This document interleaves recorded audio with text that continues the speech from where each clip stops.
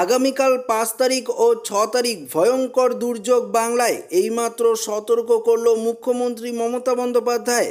তো বন্ধুরা, মুখ্যমন্ত্রী মমতা বন্দ্যোপাধ্যায়ের তরফ থেকে কি সতর্কবার্তা জারি করা হয়েছে এই ভিডিওটিতে আপনাদেরকে ডিটেলসেই জানিয়ে দেব। এই মুহূর্তে গত কয়েকদিন থেকেই একটানা ভারী বৃষ্টি চলছে রাজ্যের একাধিক জেলায়। রবিবার বৃষ্টির দাপট কিছুটা কমলেও এখনও বিপর্যস্ত বহু এলাকা, জলমগ্ন হয়ে পড়েছে বেশ কিছু অংশ। এরই মাঝে রাজ্যকে কিছু না জানিয়েই জল ছাড়তে শুরু করেছে ডিবিসি। ফলত একাধিক এলাকায় প্লাবনের আশঙ্কা করছে নবান্ন। ইতিমধ্যেই গোটা পরিস্থিতির ওপর কড়া নজরদারি চালাচ্ছে নবান্ন। পরিস্থিতির দিকে নজর রাখছেন স্বয়ং মুখ্যমন্ত্রী মমতা বন্দ্যোপাধ্যায়। তবে একদিকে যখন টানা বৃষ্টিতে রাজ্যের একাধিক প্রান্ত থেকে ভয়ঙ্কর চিত্র উঠে আসছে, সেই সময় ডিবিসির জল ছাড়ার ফলে দুর্যোগ আরও বাড়বে বলেই মনে করা হচ্ছে।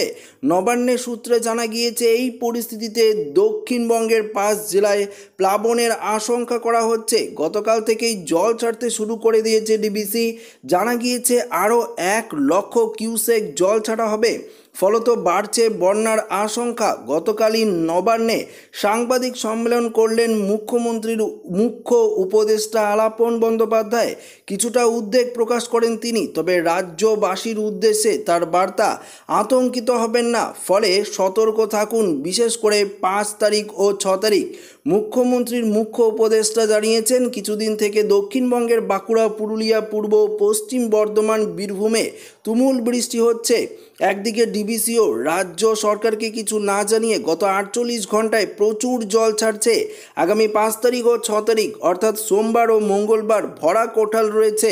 এই দুইয়ের মিলিত প্রভাবে হাওড়া, হুগলি, উদয়নারায়ণপুর, গোঘাটা, আমতা প্রভৃতি অঞ্চল প্লাবিত হতে পারে।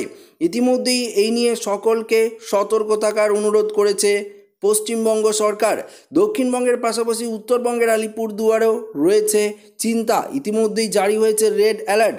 আগামী 4 থেকে 5 দিন উত্তরবঙ্গের আলিপুরদুয়ার, কোচবিহার সহ একাধিক এলাকায় হরপ্পা বান, জলস্ফীতির আশঙ্কা রয়েছে, যা নিয়ে সর্বস্তরের শীর্ষ আধিকারিকদের সঙ্গে যোগাযোগ রাখছেন মুখ্যমন্ত্রী।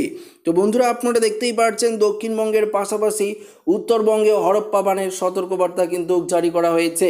তো আশা করি ভিডিওটি প্রত্যেকের ভালো লেগেছে। ভিডিওটি ভালো লাগলে লাইক করবেন, বন্ধুদের সাথে শেয়ার করবেন, নতুন হয়ে থাকলে চ্যানেলটিকে সাবস্ক্রাইব করে নেবেন। ধন্যবাদ।